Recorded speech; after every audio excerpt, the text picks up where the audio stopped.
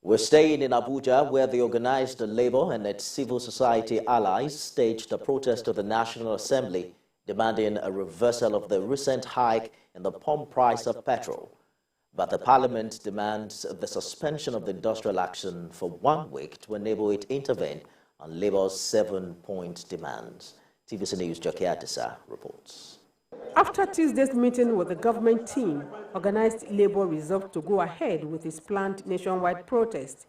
As early as 7 a.m., members of the Nigeria Labour Congress, Trade Union Congress and the civil society community defied the early morning rain to converge on the Unity Fountain. Then the procession began. There was a brief stop at the Federal Ministry of Justice, where the protesters insisted they did not run foul of any court injunction. If we are told that they were sending about 400 billion every month on subsidy, 2 months after, we should be thinking about a profit of about 1 trillion. We should have been channeled to reduce the suffering of all Nigerians. There is no country in the world that allows its currency to be floated 100%. There is nothing that workers of the world and workers of Nigeria have gotten without a struggle. From the ministry, the protest headed for the National Assembly, but the gates to the complex were shut. Several appeals to grant access failed, and the protesters felled the gates.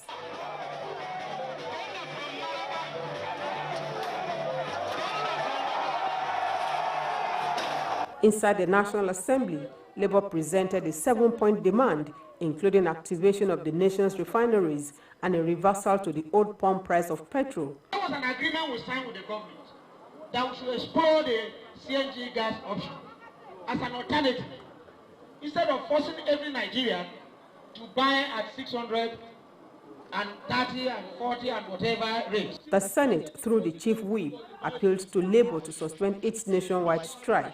I'm begging you to call off the strike and give us 1 week, and we will report progress. And if you are not satisfied with the progress we are making, then you can take further action.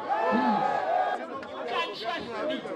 If it is not working, I will call your leadership and tell them that this is how it is. Organized Labour, along with their civil society allies, have been able to pass their message across to the National Assembly. And in line with the demand of the Parliament, they are hoping that within the next 1 week, the difference that they require will be seen. Jockey Adisa, TVC News, Abuja. And amid the nationwide protests, President of the Nigeria Labour Congress, Joe Ajaero, and his counterpart of the Trade Union Congress, Festus Osifo, met with President Bola Tinubu at the presidential villa. The meetings is to find a common ground between the striking workers and federal government over the removal of fuel subsidy. We have details in this report. Assembly and will be releasing a document on their next line of action. Joe Ajaero said the commitment made by the president was deeper than what was said during the national broadcast a few days ago. Issues are the same issues that led to the protest today, and we have he has expressed his position, made some commitment, which we are taking side by side with what the National Assembly said, the Senate said, and we're taking it back to the office with our colleagues there to review it and release a document on our next line of action.